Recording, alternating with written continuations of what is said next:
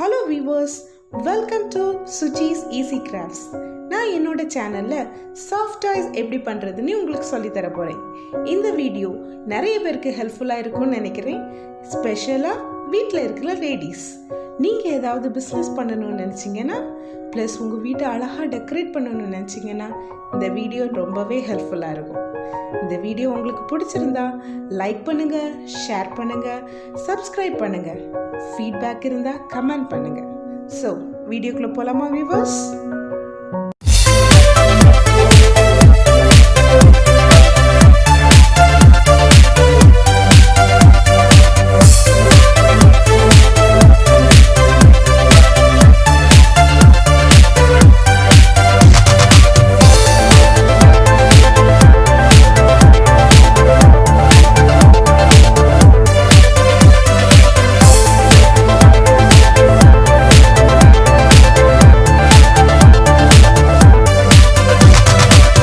இன்றைக்கி நாம் சின்ன சிட்டிங் டெடி பியர் எப்படி செய்யலான்னு பார்க்க போகிறோம்.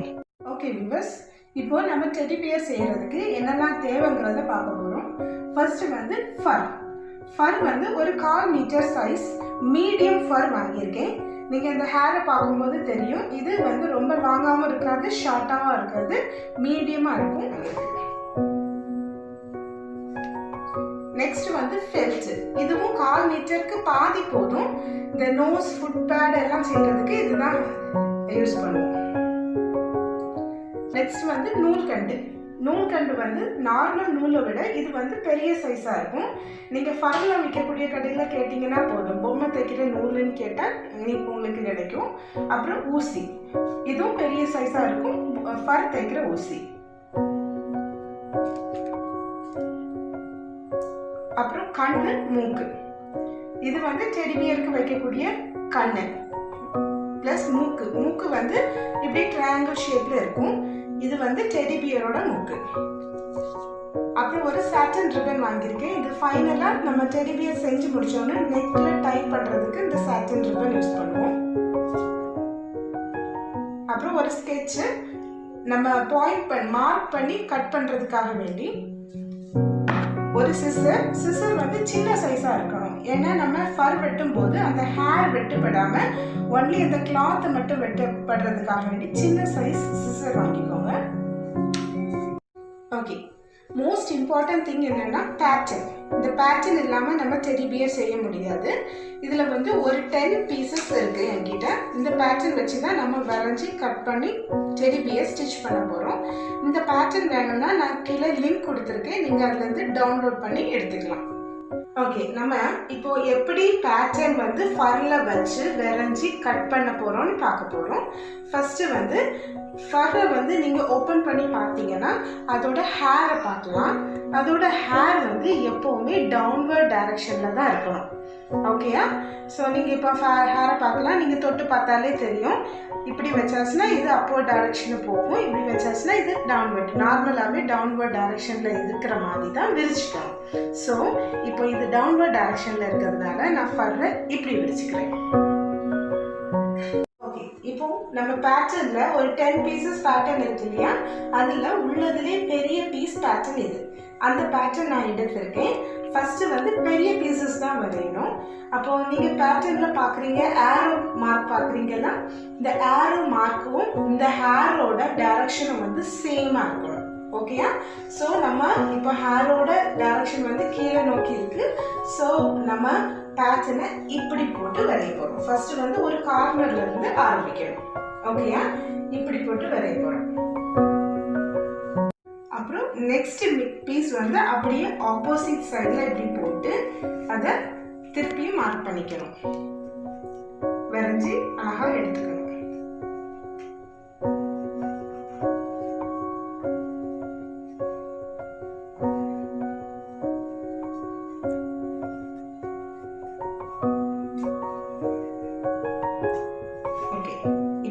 ஒரு 2 பீசஸ் வரைஞ்சாச்சு. வந்து அடுத்த பீஸ் இப்படி எல்லா பீஸையும் இந்த டைரக்ஷன் பார்த்து போட்டு அழகா மார்க் பண்ணி எடுத்துக்கோங்க. ப்ளஸ் இப்போ 2 பீசஸ் இருந்தால் ஒரு பீஸ் நேராகவும் நெக்ஸ்ட் பீஸ் ஆப்போசிட் சைடாகவும் போட்டு வரைஞ்சி எடுத்துக்கணும். ஓகேவா? ஓகே வியூவர்ஸ், இப்போ பாருங்க நான் எல்லா பீசஸையும் போட்டு வரைஞ்சி வச்சிருக்கேன். இது பாடி, இது ஹெட் கசட்ஸ், இது அண்டர் பாடி, இது லெக், இது வந்து ஹெட்டோட பீஸ், இது 2 ஹேண்டு, இது 2 இயர். ப்ளஸ் வந்து இன்னும் ஒரு 4 பீசஸ் இருக்குது. இந்த 4 பீசஸும் நம்ம எதில் வரைஞ்சி எடுத்துக்கணும்னா ஃபெல்ட்டில். ஓகே, நமக்கு ஏற்கனவே ஒரு 1/4 மீட்டரில் பாதி சைஸ் ஃபெல்ட் வாங்கியிருக்கோம். அதில் தான் போட்டு வரையணும். அது ஃபெல்ட்னே நான் மென்ஷன் பண்ணியிருப்பேன். அதை ஃபெல்ட்டில் தான் போட்டு வரையணும். ஓகேயா? இதில் வந்து நம்ம ஹேர் டைரக்ஷன் எதுவுமே கிடையாது. ஸோ எப்படி வேணாலும் போட்டு வரைஞ்சிக்கலாம். ஓகே, நம்ம இப்போ எப்படி கட் பண்ண போகிறோங்கிறத பார்க்க போகிறோம். ஃபஸ்ட்டு வந்து நீங்கள் வரைஞ்சிருக்கிற சைடை எடுத்துக்கிறீங்க. கார்னர்லேருந்து ஆரம்பிங்க. சிசர்ஸ் வந்து சின்னதாக இருக்கணும். இந்த ஹேர் வந்து கட் பண்ணாமல் இந்த கிளாத் மட்டும் கட் பண்ண மாதிரி இந்த சிசர்ஸை உள்ள விட்டு அழகாக கட் பண்ணணும். இப்படி நீட்டாக கட் பண்ணுங்க.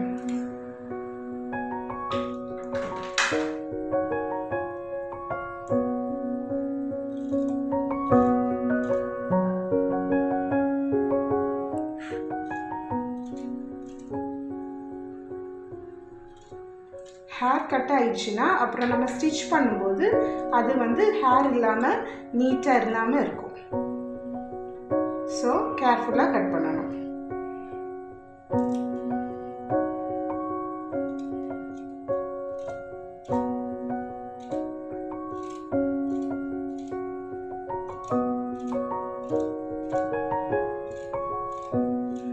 ஃபஸ்ட்டு வந்து உங்களுக்கு கொஞ்சம் கஷ்டமாக இருந்தாலும் போக போக உங்களுக்கு பழகிடும்.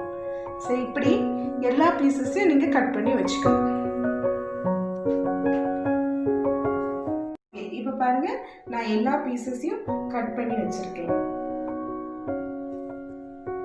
ஓகே, நம்ம இப்போ ஸ்டிச் பண்ண போகிறோம்.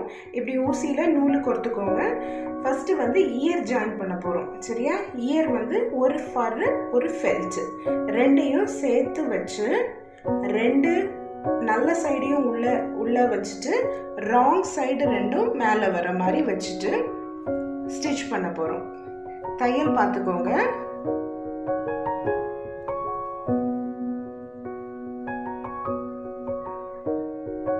இப்படி விட்டு எடுக்கணும். சரியா? ஆனால் ஒவ்வொரு ஸ்டிச்சுக்கு முன்னாடியும் இந்த ஹேர் வந்து வெளியே வராமல் இந்த ஊசி வச்சு உள்ள தள்ளிக்கணும்.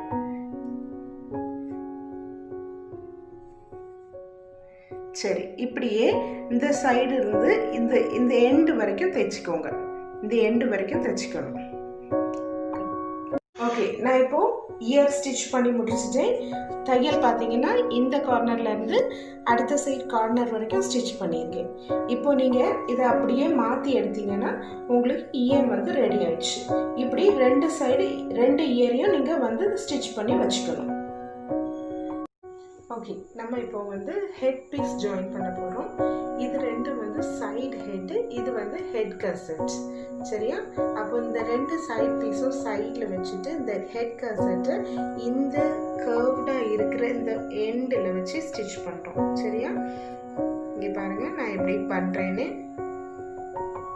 இதுவும் இதில் ஒரு ஜாயிண்ட், இதில் ஒரு ஜாயிண்ட். ஓகே, இப்போ பார்த்தீங்கன்னா நான் ஸ்டிச் பண்ணி வச்சுருக்கேன். இந்த சைட் ஹெட் கசட்டோட 2 சைட்லையும் ஸ்டிச் பண்ணியிருக்கேன். அட் த சேம் டைம் இந்த பாட்டத்துலேயும் ஒரு இன்ச் அளவுக்கு நான் 2யும் ஜாயின் பண்ணி ஸ்டிச் பண்ணியிருக்கேன். இனி வந்து நம்ம இயர் அட்டாச் பண்ண போகிறோம். இயர் வந்து ஃபெல்ட்டு வந்து ஃப்ரண்ட்டில் இருக்கிற மாதிரி இந்த சைடு ஹெட்டும் இந்த ஃபெல்ட்டும் இப்படி ஜாயின் பண்ணி ப்ளஸ் இந்த ஹெட் கசட்டை மேலே வச்சு இப்படி ஸ்டிச் பண்ணணும். இப்படி ஸ்டிச் பண்ணி இந்த எண்டு வரைக்கும் நம்ம ஸ்டிச் பண்ண போகிறோம். ஓகே, இப்போ பாருங்கள் நான் சைட் ஹெட்டையும் ஹெட் கசட்டையும் இந்த எண்டு வரைக்கும் ஸ்டிச் பண்ணியிருக்கேன். இதே மாதிரி நெக்ஸ்ட் சைடும் பண்ண போகிறோம். இந்த இயர் எடுத்துக்கிட்டு இயரை அப்படியே உள்ளே வச்சு சைட் ஹெட்டோட இந்த ஹெட் கசட்டையும் சேர்த்து இந்த கார்னர் வரைக்கும் நம்ம ஸ்டிச் பண்ண போகிறோம். ஓகே, நம்ம இப்போ 2 சைடையும் ஸ்டிச் பண்ணியாச்சு. இந்த சைடும் இந்த சைடும் நோஸ் ஃபெல்ட் வந்து நம்ம தைச்சிருக்கோம். அதை எடுத்து இப்படி மடக்கி இந்த எண்டுலேருந்து இந்த எண்டு வரைக்கும் ஸ்டிச் பண்ணணும். அது வந்து சாதா சின்ன ஊசி வச்சு தான் ஸ்டிச் பண்ணணும். அந்த ஃபர் தைக்கிற ஊசி வச்சு ஸ்டிச் பண்ணக்கூடாது. ஓகே, பார்த்தீங்கன்னா இப்போ நான் நோஸ் வந்து ஸ்டிச் பண்ணியிருக்கேன். பாருங்கள், இந்த கார்னர்லேருந்து இந்த கார்னர் இனி வந்து இப்படி விரிச்சு மாற்றி பார்த்தீங்கன்னா உங்களுக்கு தெரியும், இது வந்து நோஸ். இந்த நோஸை வந்து நம்ம ஹெட்டு கூட அட்டாச் பண்ண போகிறோம். அதுக்கு வந்து எப்போவுமே ராங் சைடாக தான் நம்ம அட்டாச் பண்ணுவோம். இதை எடுத்திங்கன்னா இதை அப்படியே நம்ம மாற்றி எடுத்துக்கணும். எடுத்துட்டு இந்த கேப் இருக்கு இல்லையா, இந்த கேப்பில் இந்த நோஸை நம்ம ஃபிட் பண்ண போகிறோம். எப்படின்னா இப்படி இந்த பாயிண்ட்ஸ், இந்த எண்டும் ஜாயின் பண்ணுற மாதிரி இது ரெண்டையும் அட்டாச் பண்ணணும். அப்புறம் இந்த எண்டு வந்து இந்த ரெண்டுக்கும் மிட் பாயிண்ட்ஸில் இப்படி வச்சு ஜாயின் பண்ணி இப்படி சுற்றி நம்ம ஸ்டிச் பண்ணணும். ஓகே, இப்போ பாருங்கள், நான் நோஸ் வந்து ஹெட்டோட ஸ்டிச் பண்ணியிருக்கேன். இந்த சுற்றி ஸ்டிச் பண்ணியிருக்கேன் பார்த்தீங்களா? ஓகே, நான் இப்போ அதை மாற்றி காமிக்கிறேன் பாருங்கள் உங்களுக்கு.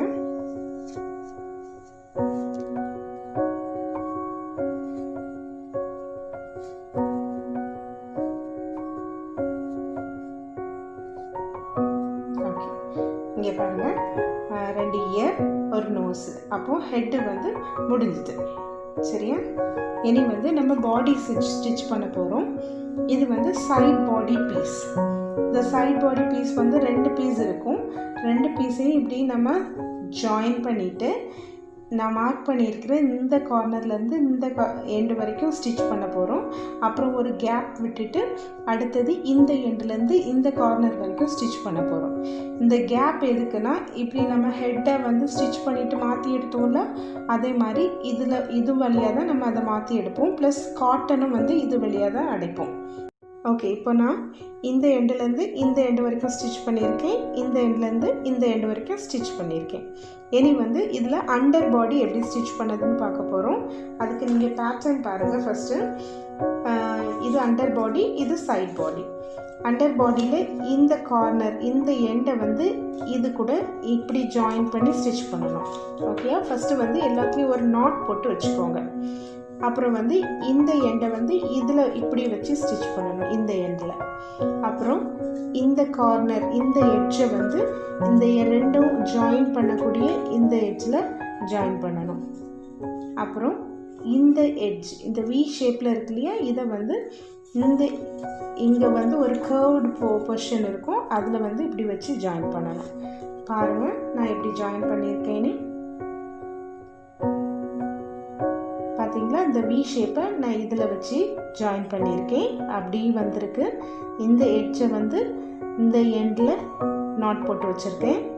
அப்புறம் இந்த எண்டை இதில் நாட் போட்டு வச்சுருக்கேன். இந்த கார்னரை இதில் நாட் போட்டு, அப்படி 2 சைட்லேயும் வந்து நம்ம நாட் போட்டு வச்சிங்கன்னா இது வந்து அண்டர் பாடி.